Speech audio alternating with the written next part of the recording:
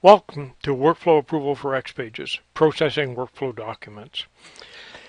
This is the second in a series of videos that we're doing to step you through the process of working with Workflow Approval. In today's session, we're going to take a look at create a number of different types of Workflow Approval documents in the approval demo. Create some new approval documents, and then we're going to take a look at the data in the demo database and see what that looks like. Before doing that, I want to touch on an issue that we dealt with in the previous demo, or previous session, I'm sorry. And we have the Workflow Approval Master Database, or main database, that contains all of the XPages and custom controls, etc., and the necessary documents to control the overall process, such as profiles and application documents.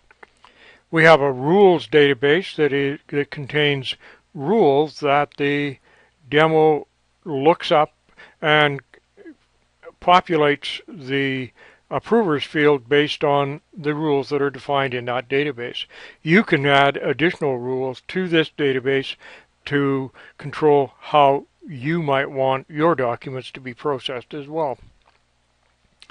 In addition, the help database, which contains all of the tooltips and the user help, and likewise you can create new tooltips for your application and user help for your application. Then there's the demo database that we looked at last session, and we're going to look at further in this session. We're going to create a vacation requests database or application in a future session, and then you can create purchase requisitions databases application, and any other application that you might want to put in place. In addition, these applications don't necessarily have to be exclusively involving workflow approval. They can be any XPages application that you wish to include. Anyway, let's go on and let's take a look at the application in the designer. Okay, here we are in the designer client. I have the demo application database open, and as we saw in the last session, there's a bunch of forms that are in here. These forms are just strictly placeholders, and you don't need a lot of fields, and because all of the look and feel and function of the document is controlled within XPages. You only need to have fields in these forms that are essential for some of your other processing. In any case, we'll take a look at some of them later. In addition, there's a bunch of views. These views are, by and large, are populated by using the template that is supplied with the download, and these are essential to the operation of the application. You can add additional views to provide different ways of slicing and dicing the output to the end user. I want to take a look at specifically the All Docs by Link key in the Notes client. Notice here that in this left-hand column there's some funny looking combinations of numbers and letters, and this is generated by the @unique function from the Domino server, and we use that to maintain relationship between documents. So this first document, the WFS authorized manual, has a history document that is related to it, and you see that it contains it. We don't use the unique ID of any of the documents to maintain this relationship, because if you get a save replication conflict, then when you resolve it, you may in fact change the unique ID of the document and the relationship is destroyed. In addition, if you do an archive and copy documents to an archive database, the unique ID changes and these relationships likewise fail. So what we're able to do is essentially make notes into a fairly decent relational database. And of course, you've always been told that notes is not relational. And oh yes, it is.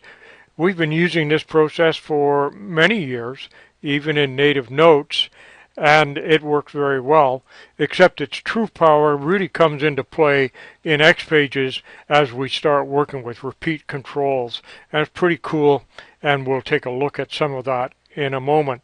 So let's go and take a look at the data in the web browser in XPages. Okay, here we are in the web browser, logged in with my ID, and I'm going to click on Select Application and notice that I have access to the admin side of the application as well as the demo. The other users won't see this because they don't have the role WFS admin, and I have it set up in the application, in the admin application, that it can only be seen if you have the role WFS admin. You can control who you can allow that to in the application documents, and I'll show you how to do that in another session. So let's go into the demo and open this up. Notice that there are the 6 documents that I had that we saw over in the database, the demo database, and this document right here is a little problematic because it has some stuff in it that I don't really want and won't function the way I want it to, so I want to delete it. These red buttons are only available to a person with the role WFS admin, and likewise, and also the delete button is only visible if you have delete rights to the database. So I do have delete rights, so I'm going to delete this document. It processes it, and it's gone. Every time we create we trigger an action, whether it's an approve, deny, etc., we create a transaction that is written to the server, and then the server picks that transaction up, and processes the necessary document.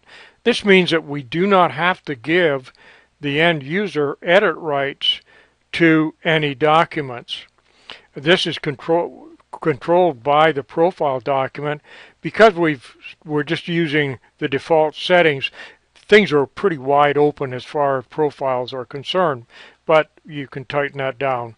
I recommend that you start with it very open and then lock it down progressively as you work your way through it. Now notice here on this one here, this is basic routing under the limit. I'm the current approver, so what I'm going to do is I'm going to open this document and I'm just going to approve it. And I'm asked to put in a comment, and I'm going to submit this transaction. Created an approved transaction, was processed by the server, and here's the result. Shows that I approved it, and it now sits with test user 1. Here's the comment that I made, and we saw the link key issue before, and so this D150001 has a link key that links it to this history document. This history document has a link key that links it to this comment document. So we've got a true relational process working. If I look here, this is a test basic routing over the limit, and let's open it and see what the difference is. And the difference is that this cost is over the limit in the rule, and so therefore when this document goes through departmental approval and receives the first level departmental approval, it will then create a major expenditure process and starts a whole new approval process to be able to complete it. So I'm going to approve this document at this time. Come in here.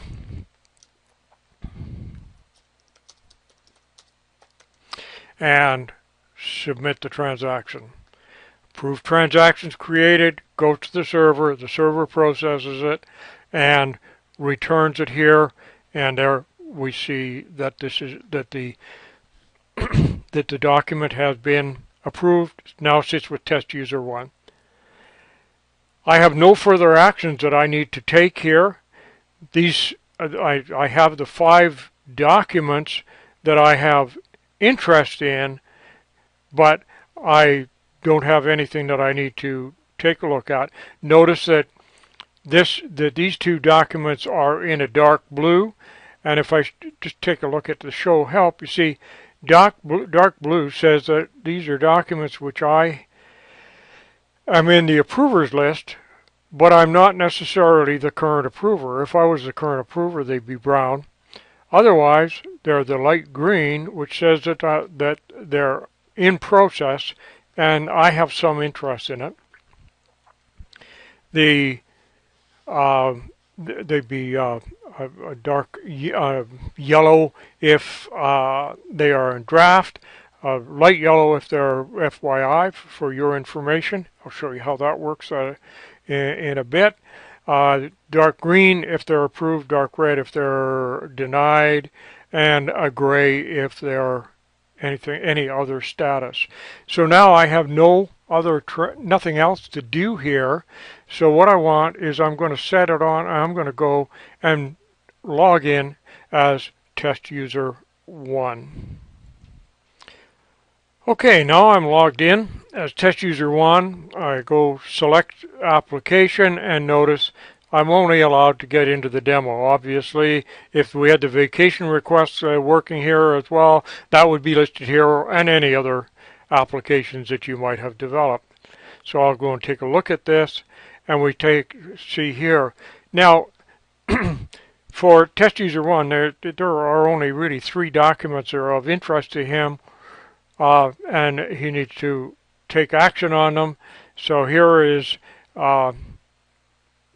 the under limit transaction, and so we're just going to go through and quickly move these along, and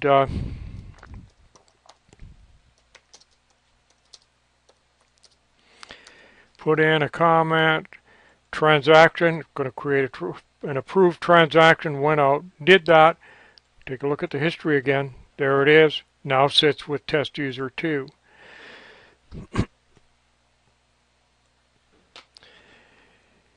going to come in here and take a look at the history on this one. Test user 1. This is an over limit. We're just going to open it, approve it, and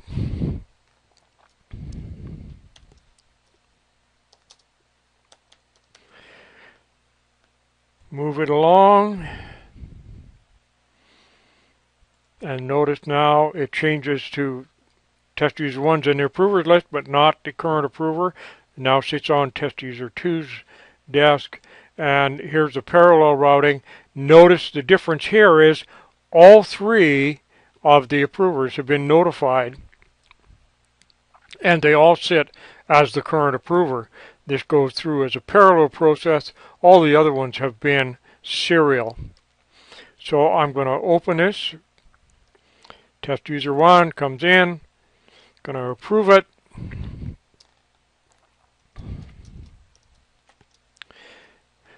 and submit the approval process or approval transaction, does it, and it's done. So let's switch to test user 2. Okay, here I am. I'm logged in as test user 2. Notice I can only access the demo. I come in here and see that test user 2 is in the approval list for this particular document, but it's still, Barney Rubble hasn't taken any action on it yet. In addition, test user 2 has got 4 documents to respond to. We're going to, if we take a look here, the history that we've seen before. Now I'm going to open this one. And as test user 2, I'm going to say, no, you know what? I don't agree with this. And so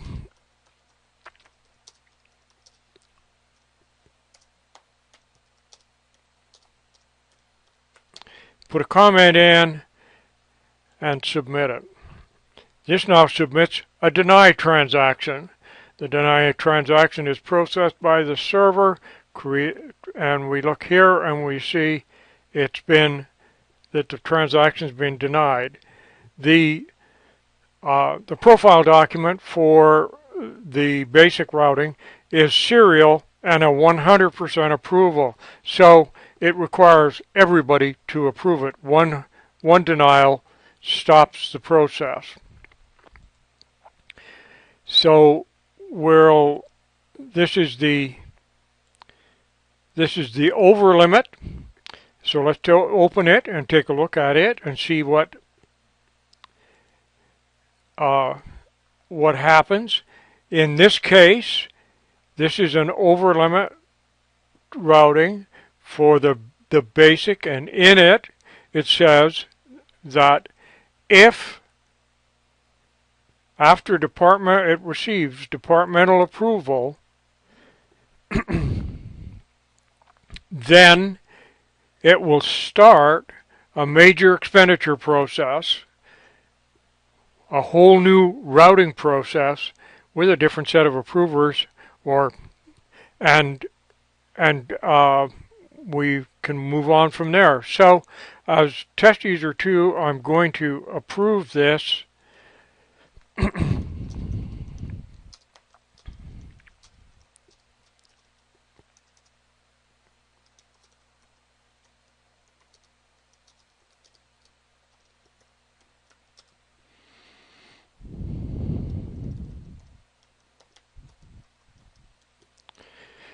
And so test user 2 submits it, and notice here it sits as a draft. It's received the first level approval. Here's the draft or the comments. I have to go into it and make some changes to it and resubmit the document. And here's the manual routing. And we'll just, to get these through, just go through to an approve.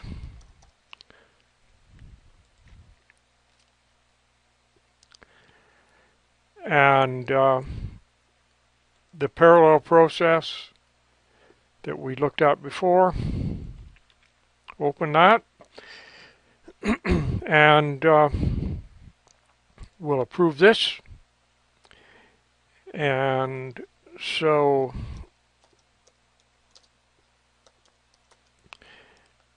submit that. The submit transaction gets created, processed by the server, and there's the changes to the document.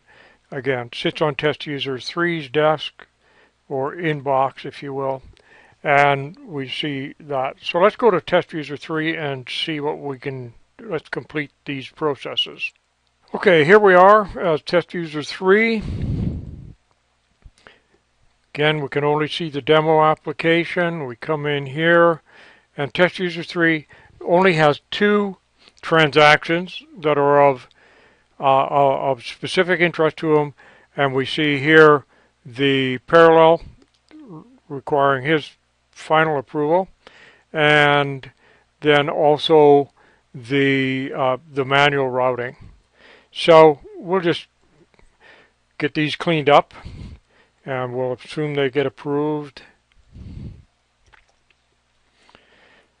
The approved transaction goes through, gets approved. Here it is. And then we'll open this one, the parallel transaction, and approve it.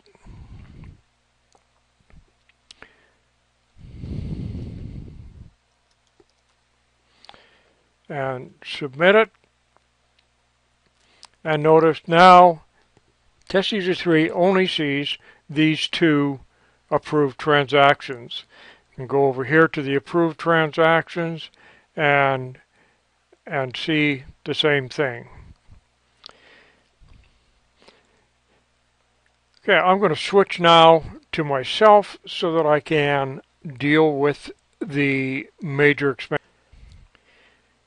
Okay, here I am in the browser again as myself. I will open these.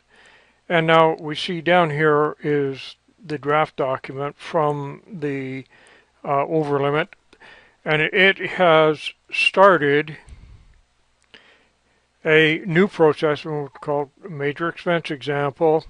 And here it is. So what I have to do is come in here and open this document, and then enter something here. Let's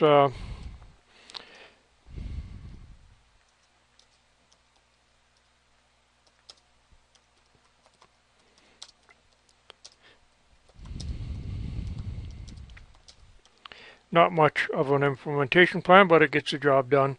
And I'll just put something in here, and now we just need to submit this for approval. And no longer here is a draft, and we come up here and we have this basic routing over, and look what's happened. The document has been routed to me.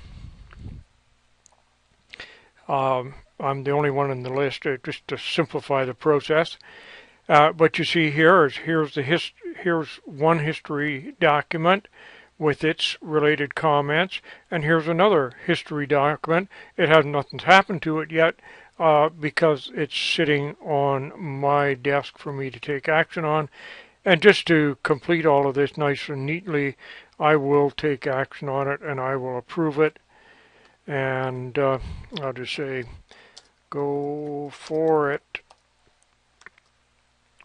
and I will submit that, and an approved transaction went through.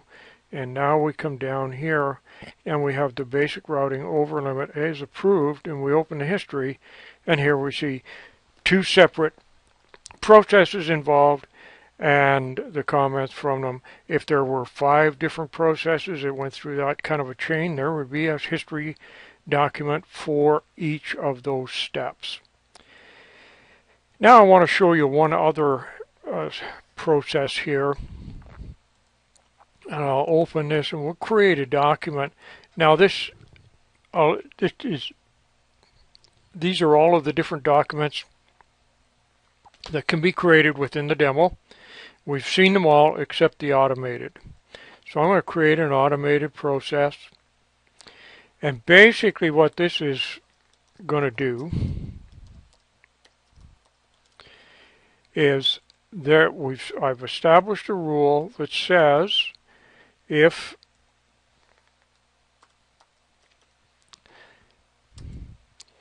the department is finance, the cost is under $2,000, and it is an automated process, and it's being assigned to me, automatically approve it. Okay? And so when I'm going to submit this, it goes through that process, and now here, okay, here's the test automated that we just did. Notice it says that I'm in the approvers list because now it's been auto-approved. It's created the comment that it was processed by the auto-approval action, and there it is. It's now gone to test user 1. So you can set up for people these kind of automated. So if I'm, an example of this, if I'm the head of the finance department, and I say my own people can spend up to $2,000, and I don't need to see it, this will be automatically done. Okay? So now, let's switch back to the designer and take a look at the underlying data. So here we are in the designer and the demo application. Let's take a look at what the all documents by link key looks like. And here it looks quite a bit different than what we saw to begin with. We see here that here's 01, the overall process is denied. Here's its history, and there's its 3 comments, all having the same link key value on it. We take a look at here's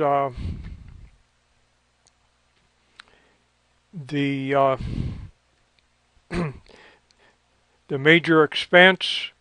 Here's the history, the comments on it, another history, and its comment, all with the same link key value. And so these build up, and now if I just wanted to archive this document, I could select those and delete them here and paste them into another database, and they would work just fine because they maintain their relationship based on the link key. So that concludes our session for this time. Our next session, I'm going to start getting into using the designer, and we'll start the process of creating a vacation request database. So look forward to being with you in the next session, and thanks for watching.